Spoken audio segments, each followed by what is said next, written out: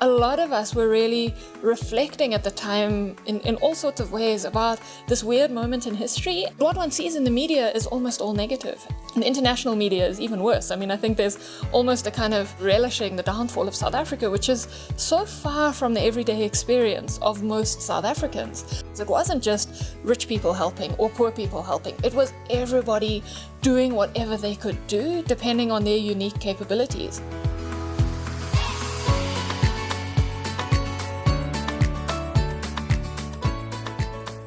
Dr. Jess Auerbach is an award-winning senior lecturer in anthropology at the Northwest University. In addition to degrees from the University of Cape Town and Oxford University, she also holds a doctorate from Stanford University in the United States. She has published numerous scholarly and popular publications, many of which have been translated into Portuguese, German, French, and Italian.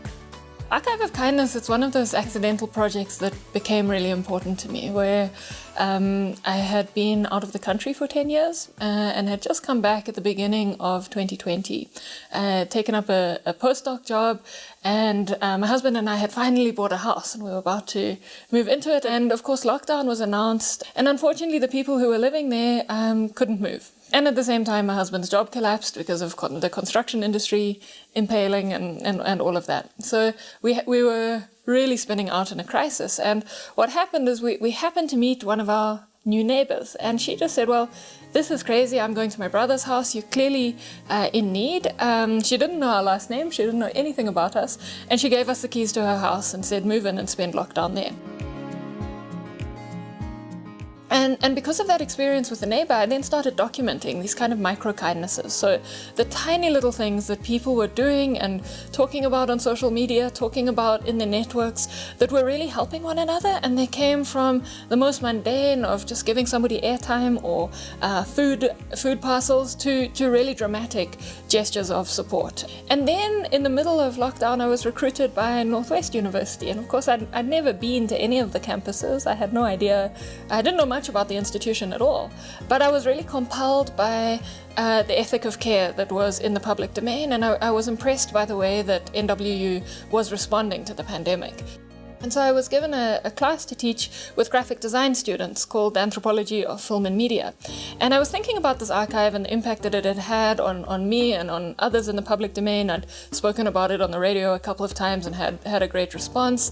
And I thought, let me use this archive in my teaching with these graphic design students. And so then the project shifted a bit, because I was able to say to the graphic design students, instead of an exam, you each have to collect 50 stories.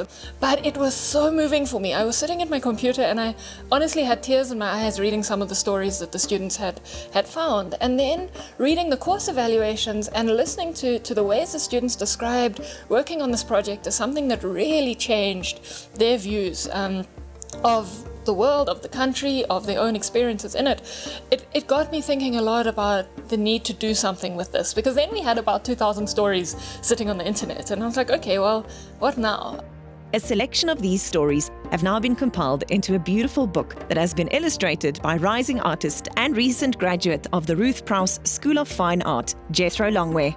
BK Publishing, which is a small press in Pretoria, said they'd love to turn this into a book. And then once we had Jethro and the publisher, it was possible to then think, okay, well, what kind of book do we want? And we approached 10 prominent South Africans. Those individuals chose their top 5 stories. And so in that way, we decided which of the 2,000 stories were going to feature in the book.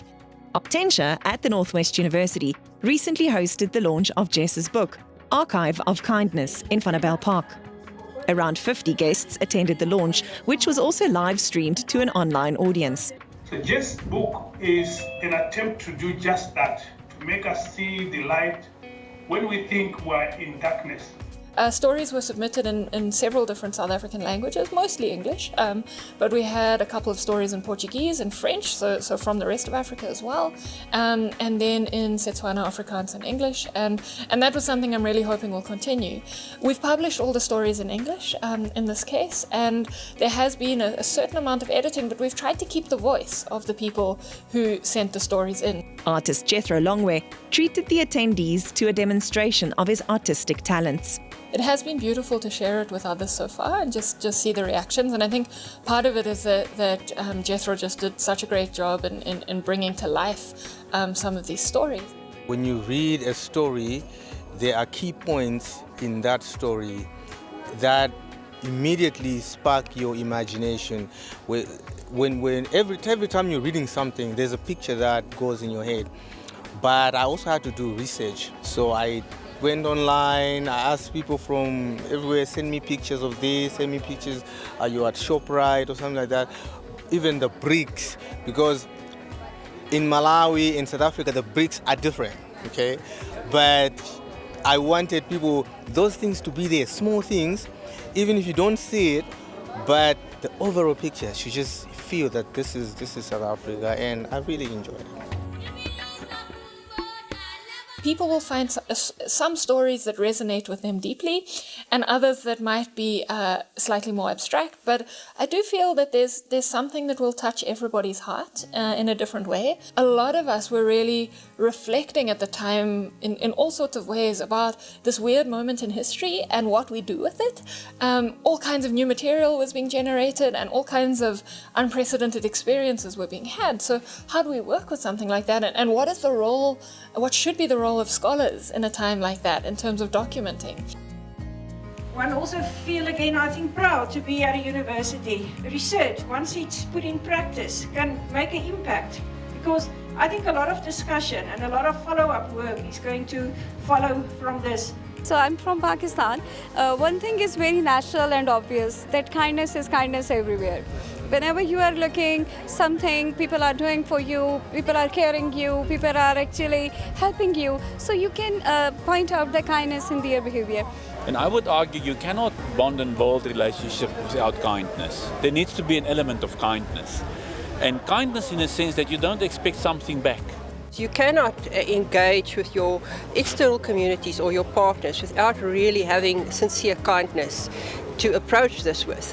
Whether this is intentional kindness, as it was discussed in the video, or whether this is really to make a difference. And that links into Ubuntu, which is part of your being and how you actually approach society. Thank you all so much. It's very moving to be here, and I guess this is really a moment to acknowledge Obtentia. It was suddenly like being able to drink after not knowing that I was thirsty, because suddenly there were all these people who were interested in thinking in an interdisciplinary way and who were really at the cutting edge of knowledge production and teaching, and it's just been such a deep joy. When it came to me, when we first met with Jess, immediately became one of those things, that a type of book that has to exist. A lot of other publishers are always they're limited by the genre that they usually publish. We're a very small company, and we're very agile and able to make decisions like that. And immediately I could see that this was something valuable that I would want to show my grandchildren one day, you know. We've had academics from Canada and from the United States, a bit from Brazil already, talking about how we can continue this project in those institutions and wanting to do something similar with their students. The last 2 pages of the book are left for the public to write their stories in, and we hope that they will submit the stories to us so that we can keep building this archive, and who knows what might come of this, and who knows how it will meet people. But we would love to hear from everybody what it means, what it does for them, and whether or not we can also capture some of that and really use it as a social movement of kind of highlighting the best of South Africa at this particularly critical time. Archive of Kindness is a wonderful celebration of compassion and kindness, and is now available online and at leading bookstores.